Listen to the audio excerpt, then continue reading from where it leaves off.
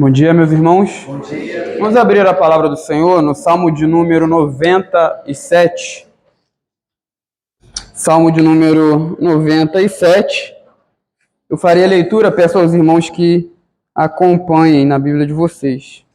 Então, assim diz a palavra do Senhor.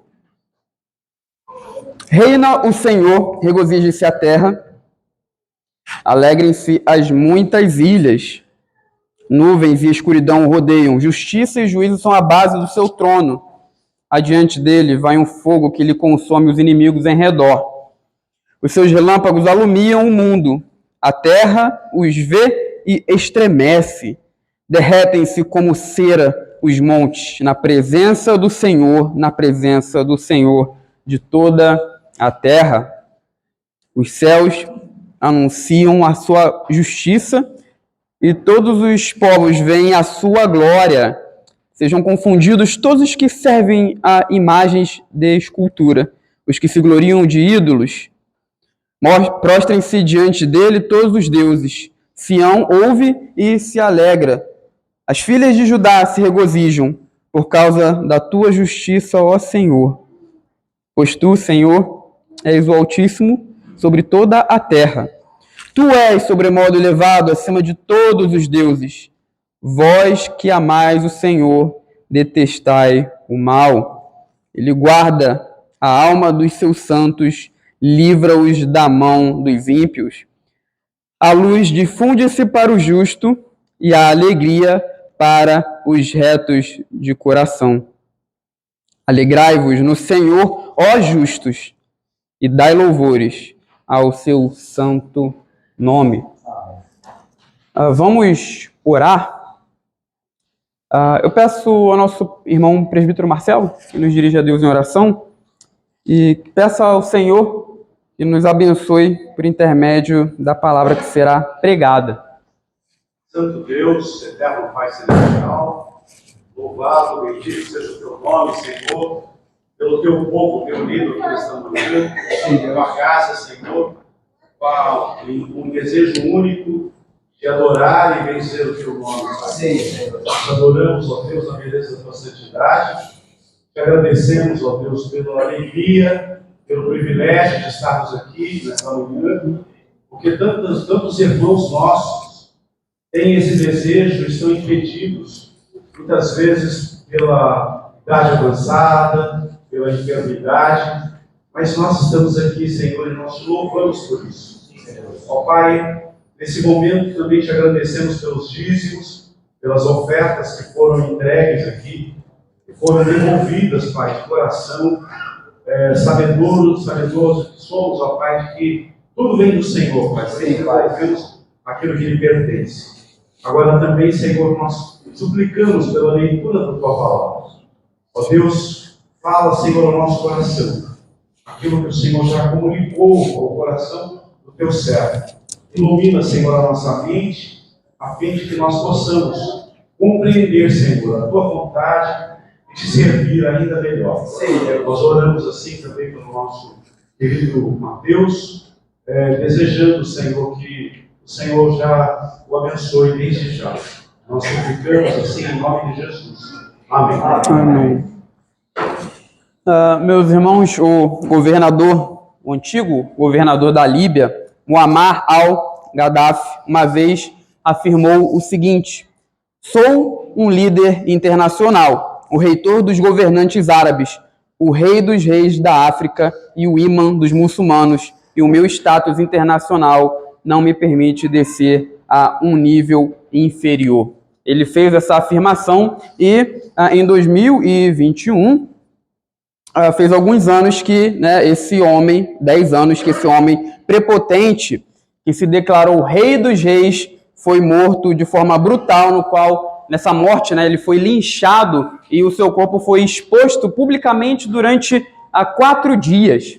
Nós conhecemos homens que são prepotentes, homens que se acham reis, que se acham rei dos reis e reis da terra. Por exemplo, um exemplo bíblico bem claro é o de Nabucodonosor, o rei do Império Babilônico, que de fato achava-se o rei de toda a terra. né? Mas ele foi humilhado pelo Rei dos céus, o Senhor Yahvé, o Deus grande e poderoso, aquele que é o Rei dos reis de verdade. E o nosso salmo, meus irmãos, começa a falar sobre reinado. O nosso salmo começa fazendo a declaração de que o Senhor reina. É assim que o nosso texto se inicia. Não é interessante que dentro do livro dos Salmos existe essa sentença temática algumas vezes, né? Reina o Senhor. E dentro do grupo de salmos que nós estamos, essa sentença é declarada pela primeira vez lá no Salmo de número 93. Você voltar um pouquinho na tua Bíblia aí, veja aí no Salmo de número 93, ele se inicia da mesma forma, com a mesma declaração.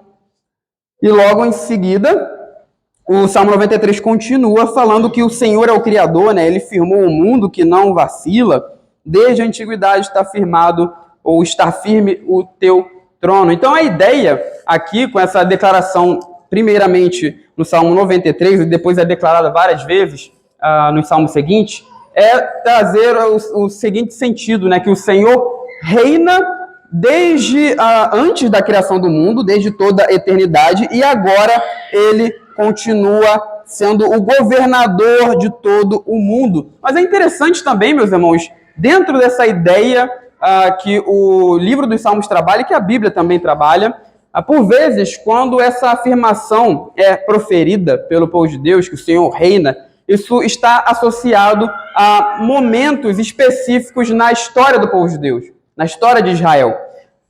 Por exemplo, nós encontramos essa declaração lá em Êxodo 15, no conhecido Cântico de Moisés. Lembra que depois que Deus libertou o seu povo do Egito para o levar para Canaã, Moisés entoou um cântico. Moisés e os filhos de Israel, né, os israelitas, entoaram um cântico ao Senhor. E esse cântico, ele termina com a declaração: o Senhor reinará por todo o sempre. Então veja que é a primeira vez que essa declaração aparece na Bíblia e ela está associada a um ato de salvação da parte de Deus. Deus salvou o seu povo. Normalmente, dentro desse contexto em que Deus salva o seu povo e ele é declarado rei pelos seus filhos, existe vários temas dentro desse contexto. No caso, 7 temas específicos. O primeiro deles, eu vou enumerá-los para vocês, o primeiro deles é a existência de um tirano ímpio. Normalmente existe alguém que está oprimindo o povo do Senhor. O segundo tema é um líder escolhido por Deus, ou seja, Deus escolhe alguém para libertar o seu povo dessa opressão, dessa tirania. O terceiro tema é a vitória de Deus, Deus vence os inimigos. O quarto é o resgate, a libertação do povo de Deus. O quinto tema é uma nova vocação, o estilo de vida, ou seja, Deus chama o seu povo a viver de uma nova maneira, a viver de maneira fiel. E o sexto tema tem a ver com a presença de Deus, ou seja, Deus habitando no meio do seu povo. E, por fim, nós encontramos também o tema da terra prometida, né? Da terra que o Senhor decidiu e prometeu dar ao seu povo. Então, esses são os temas que estão inclusos dentro desses atos de salvação da parte de Deus, quando Deus é declarado rei. E é interessante também que é bem provável que o contexto do nosso salmo ele seja semelhante também ao contexto do Êxodo, tá? Se nós pudéssemos colocar esse Salmo 97 dentro de um contexto específico na história de Israel, nós poderíamos associá-lo à queda da Babilônia e libertação do povo de Deus da Babilônia, porque nós encontramos os mesmos temas sendo reiterados, sendo trazidos de novo à tona. Existia um tirano ímpio, o rei Nabucodonosor, e os outros reis babilônicos também. Nós encontramos um líder escolhido por Deus. Nós estamos fazendo aqui exposição, o pastor está fazendo a exposição no livro do profeta Isaías, e Deus escolhe ali alguém para libertar o seu povo, que no caso é Ciro, rei da Pérsia. Nós também vemos a vitória de Deus. Deus saiu como vitorioso sobre os deuses da Babilônia, assim como ele foi vitorioso contra os deuses do Egito. Ele libertou os judeus, ele os chamou a uma vida de fidelidade e os levou também de volta para a terra prometida. E é interessante, meus irmãos, que o próprio Isaías, ele traz esse tema à tona. Lá no capítulo 52 de Isaías, eu vou ler aqui para os irmãos, capítulo 52 de Isaías, no versículo de número 7. Então diz assim a palavra do Senhor: que formosos são sobre os montes os pés do que anuncia as boas novas, que faz ouvir a paz, que anuncia coisas boas, que faz ouvir a salvação, que diz a Sião: o teu Deus reina. Continuando, versículo 8: eis o grito dos teus atalaias, eles erguem a voz, juntamente exultam, porque com seus próprios olhos distintamente vem o retorno do Senhor a Sião. Então, reinado de Deus, presença de Deus, rompei em júbilo, exultai a uma, ó ruínas de Jerusalém, porque o Senhor consolou o seu povo e remiu Jerusalém. Resgate. O Senhor desnudou o seu santo braço, à vista de todas as nações, e todos os confins da terra verão a salvação. Novamente, resgate, né? A salvação do nosso Deus. Retirai-vos, saí de lá, não toqueis coisa imunda, saí do meio dela, purificai-vos vós que levais os utensílios do Senhor. Então veja que o próprio profeta Isaías associa a queda da Babilônia, a libertação do povo de Deus, com a ideia do reinado do Senhor, e é assim que o nosso salmo começa. Nós dividimos o salmo de número 97 em 4 partes, importante aqui para o que nós vamos falar hoje. Então a primeira parte, o Senhor é rei sobre toda a terra. A segunda parte, o Senhor é rei sobre os inimigos. A terceira parte, o Senhor é rei sobre os ídolos. A quarta parte, o Senhor é rei sobre o seu povo. Então, a primeira parte, o Senhor é rei sobre toda a terra. Então, à luz dessa afirmação, reina o Senhor, agora o salmista convoca os povos a se alegrarem, né, a se juntarem em alegre adoração. Ou seja, se o Senhor é rei, todos os habitantes da terra, então, devem reconhecer esse reinado. E por que o salmista aqui, qual o outro motivo, né, pelo qual o salmista ele chama os povos? Primeiro, porque o Senhor é rei, né? Então, se o Senhor é rei de toda a terra, as nações devem reconhecê-lo como tal. Mas também tem a ver pelo fato de que, na queda da Babilônia, os povos foram beneficiados também. Então, veja, Deus ele fez com que a Babilônia caísse, ele destruiu os seus inimigos, os inimigos do seu povo, e beneficiou Israel.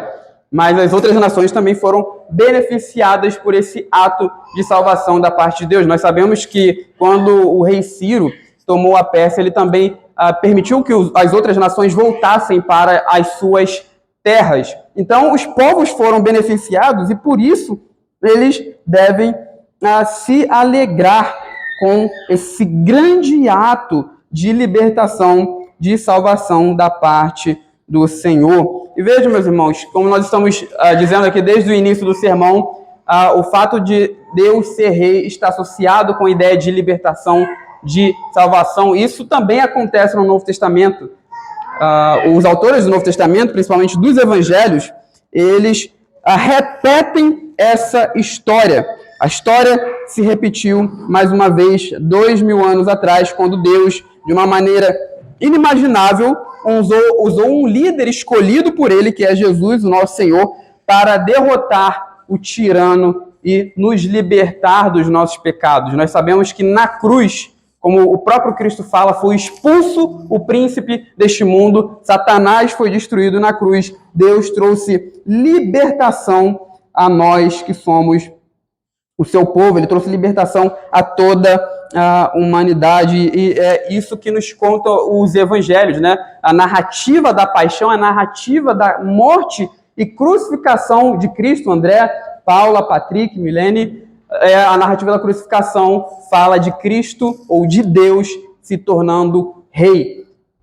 É bem evidente isso nos evangelhos. Nós estamos lendo os sofrimentos do nosso Senhor Jesus, e o autor ele descreve Cristo sendo zombado pelos soldados, uma cana colocada na sua mão como cetro, colocada uma coroa de espinho na sua cabeça, uma capa de púrpura que era bem usada pelos reis da época, né? É colocada sobre Cristo também, e eles começam a zombar dele como o rei. né, como aquele que tem autoridade. Ou seja, na narrativa da paixão é escrito ali um reinado de Cristo como se fosse uma paródia. Né? É um reinado, só que esse rei, ele se humilha. Na crucificação também o nosso Senhor Jesus é declarado o rei dos judeus. As pessoas zombam dele. Você não é o rei? Você não é o rei de Israel? Então desce daí. Você salvou os outros, salva então a ti mesmo. Então é bem evidente durante toda a narrativa da paixão que o tema principal é o reino de Deus. A cruz, meus irmãos, a crucificação de Jesus nos conta como o reino de Deus vem dos céus à terra de forma definitiva. É como Deus se torna rei de uma maneira nova por meio de Jesus Cristo. Ele destrói, no caso, não um tirano qualquer, mas o verdadeiro inimigo das nossas almas, o verdadeiro inimigo que estava por trás de todos os atos de atrocidade que o povo de Deus sofreu no decorrer da história. E é porque ele é rei agora, é porque Cristo é rei, que ele chama as nações a se alegrar. Lembra que depois da ressurreição, o próprio Senhor Jesus diz que toda autoridade me foi dada nos céus e na terra, por isso vão as nações e façam discípulos, chamem as pessoas para se submeterem a mim, chamem as pessoas a se alegrarem com esse ato de salvação a que eu operei. Todo mundo agora está debaixo do governo do nosso Senhor e Salvador Jesus Cristo. Nós somos parte das nações, dos gentios, que agora podem se alegrar pelo fato do nosso Senhor reinar. E é nesse reinado que Deus destrói os seus inimigos, seus próprios inimigos e os inimigos do seu povo. É disso que fala, meus irmãos, os versos de número 2 a 6 do Salmo 97. Então veja aí que esse trecho do 2 a 6, ele descreve uma teofania. O que é uma teofania? Teofania é uma manifestação visível e física de Deus. Nós encontramos isso algumas vezes na Bíblia. Lembra que Deus é invisível, né? A Bíblia fala que Deus é invisível. Mas por vezes ele se manifesta às pessoas, de alguma forma que nós possamos compreender. Então, lembra lá quando os 3 seres celestiais apareceram a Abraão lá em Gênesis? Um daqueles seres era o próprio Deus, em forma humana. Aquilo ali era uma teofania. Um outro exemplo de teofania é o evento ali da sarça ardente no Sinai. Moisés estava no Sinai, a sarça começou a queimar e Deus falou por meio da sarça, dali da sarça. Então era Deus se manifestando de forma física e visível a Moisés. E é isso que nós chamamos de teofania. E Deus aqui nessa teofania do Salmo 97 é apresentado como um guerreiro que destrói os inimigos. É interessante que essa aparição de Deus, essa teofania é tão poderosa que até mesmo as coisas que nós consideramos estáveis e inabaláveis são derretidos como ceras.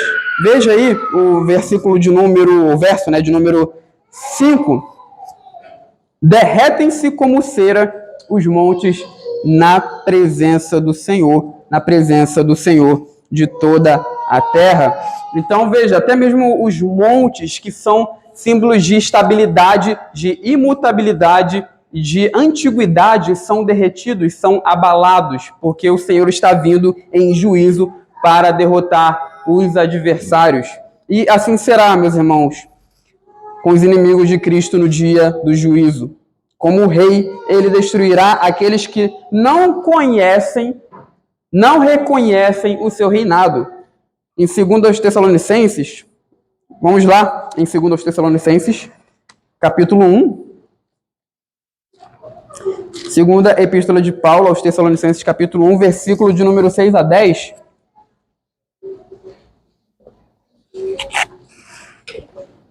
Fala da vida do nosso Senhor Jesus, da destruição também dos adversários. Segunda epístola de Paulo aos Tessalonicenses, capítulo 1, versículo 6 a 10. se de fato é justo para com Deus que ele dê em paga a tribulação aos que vos atribulam. E a vós outros que sois atribulados, alívio, juntamente conosco, quando do céu se manifestar o Senhor Jesus com os anjos do seu poder, em chama de fogo, tomando vingança contra os que não conhecem a Deus e contra os que não obedecem ao Evangelho de nosso Senhor Jesus. Estes sofrerão penalidade de eterna destruição, banidos da face do Senhor e da glória do seu poder, quando vier para ser glorificado nos seus santos e ser admirado em todos os que creram naquele dia, porquanto foi crido entre vós o nosso testemunho. Então veja, o dia do juízo virá, assim como por várias vezes Deus destruiu seus próprios inimigos e os inimigos do seu povo, ele fará novamente, a história se repetirá e isso é certo, né? Nós temos a garantia, como o próprio Paulo fala aqui, isso é uma promessa. Nós temos a garantia que todos aqueles que se levantam contra Deus, todos aqueles que se levantam contra o povo de Deus serão destruídos. E eu e você não devemos pensar que estamos protegidos disso, só porque nós somos membros de uma igreja, estamos no hall de membros de uma igreja, só porque fomos batizados. É claro, estar no hall de membros da igreja é importante, ser batizado também é importante, mas isso não garante salvação. Nós precisamos nos arrepender dos nossos pecados, nos voltarmos para Cristo de fato. Vivemos nova vida segundo a libertação que Cristo veio trazer ao seu povo. Então, isso aqui que Paulo acabou de dizer, ser batizado não nos isenta desse castigo, desse juízo. Ser membro de uma igreja não nos isenta disso. É necessário arrependimento para que nós não sejamos apanhados também pelo fogo que virá para destruir os adversários do Senhor. E é por destruir os seus inimigos que ele se mostra superior aos deuses das nações, principalmente aos deuses babilônicos. Isso que aparece aí nos versos de número 7 a 10 do nosso Salmo. Então veja aí que Deus, ele nesse trecho do 7 a 10, ele vai se mostrar como superior, como o Altíssimo. Superior, no caso, aos deuses das nações. Então eu farei a leitura, acompanhe comigo aí, na tua Bíblia.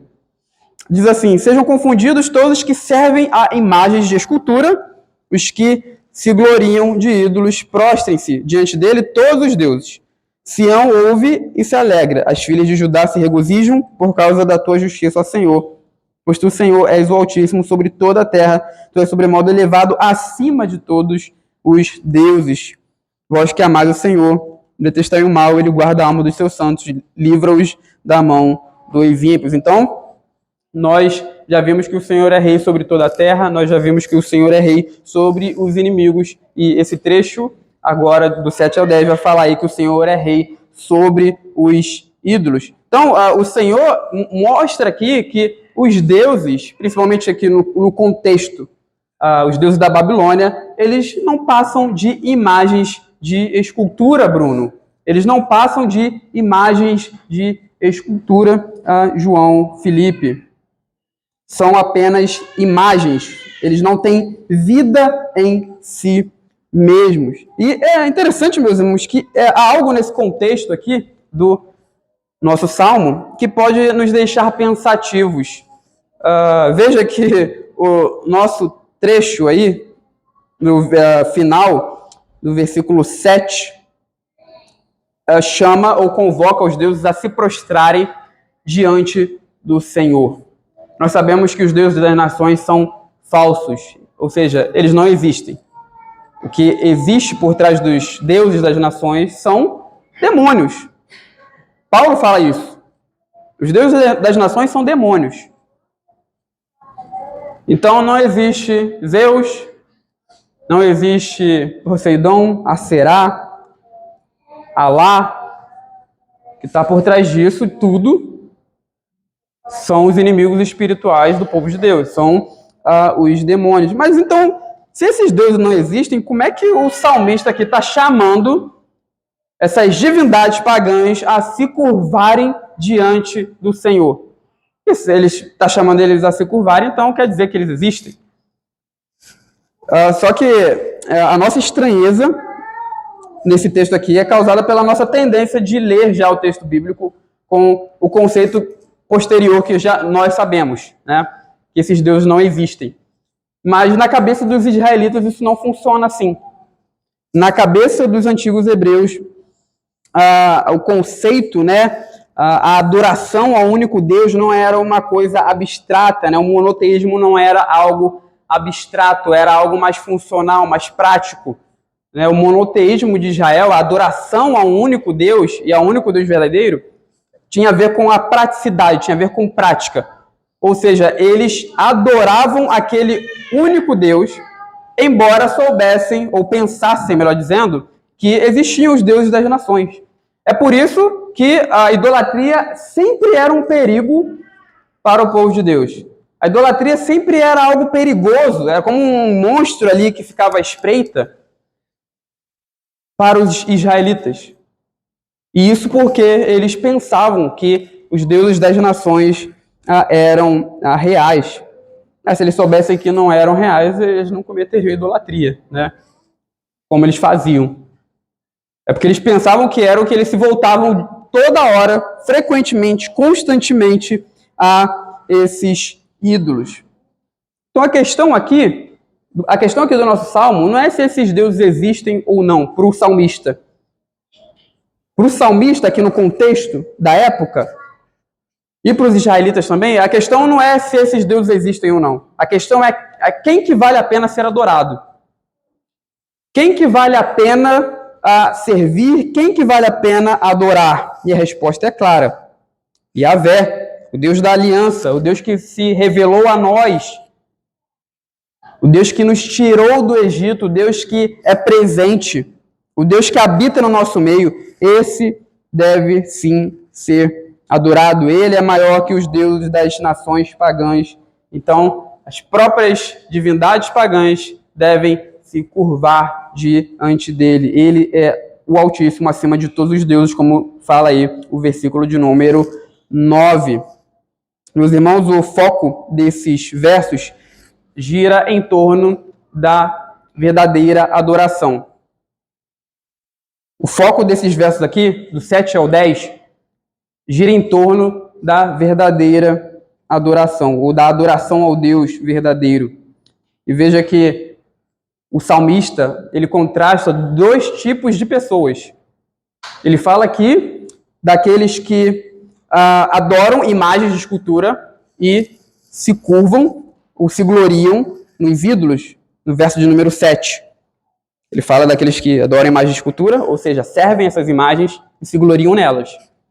E ele fala também, nesse bloco aqui, do 7 ao 10, daqueles que se alegram no Senhor, versículo de número 8, e daqueles que amam o Senhor, verso 10. Então veja, ele está contrastando aqui dois tipos de pessoas. Aqueles que servem ídolos e aqueles que servem a Deus. E realmente só existem esses dois tipos de pessoas. Desde o princípio do mundo, só existem dois tipos de pessoas. Aqueles que servem a Deus e aqueles que servem aos ídolos. Não há como se manter neutro em relação à religião e também à adoração. Embora, claro, algumas pessoas pensam que são neutras, né? Por exemplo, os ateus. Os ateus pensam que eles são neutros em relação à adoração e religião. Ou seja, eu nego a existência do Deus cristão, eu nego a existência de qualquer outra divindade, e o mundo é uma grande máquina, nós somos máquinas, não existe algo transcendente, não existe algo além, espiritual. É tudo material, é tudo matéria, é tudo máquina. Não existe nada divino. Então eu não adoro nada. Eu não sirvo nada, eu não me encurvo diante de ninguém. Mas isso é engano, né? Porque mesmo que a pessoa negue isso com a sua boca, ela não pode mudar a estrutura do coração dela. O nosso coração ele foi estruturado para nós sermos seres que adoram. Nós somos seres religiosos. E não há como mudar isso. Todo ser humano vai adorar alguma coisa. Mesmo que ele negue a existência de Deus, mesmo que ele negue a existência das divindades, ele vai se curvar diante de alguma coisa. Em nossos dias, nós sabemos que há várias formas de cometer idolatria, né? De deixar a adoração ao verdadeiro Deus e adorar divindades, como Krishna, Alá, ou até mesmo a natureza, né? Tem pessoas que adoram a natureza, são religiões panteístas. Mas há outras maneiras de se cometer a idolatria, sem necessariamente nós adorarmos uma divindade pagã. Né? Então, voltando ao exemplo do ateísmo, os ateus eles não adoram divindades, mas eles cometem idolatria. Né? Eles cometem idolatria. Lembra que o nosso Senhor Jesus, no Sermão do Monte, ele disse o seguinte: ninguém pode servir a dois senhores. Ou nós iremos amar um e odiar outro, ou nós odiaremos um e amaremos outro. E ele termina dizendo o seguinte: vocês não podem servir a Deus e às riquezas. Então, a riqueza não é uma entidade, não é uma divindade propriamente, no conceito, né? No conceito de divindade. Mas alguém pode cometer idolatria amando demais o dinheiro. Amando o dinheiro, devotando o seu coração às riquezas. Então isso é idolatria também. Isso aqui é só um exemplo. Com várias outras coisas nós podemos abandonar a adoração ao verdadeiro Deus e cometermos a idolatria. Por exemplo, nós darmos o valor exagerado a membros da nossa família. Né? Como é que alguém comete idolatria fazendo isso que eu acabei de dizer? Por exemplo, quando um pai vê o filho pecando, cometendo pecado, e ele não fala nada, ele passa a mão sobre a cabeça do filho porque ele quer agradar mais o filho dele do que a Deus.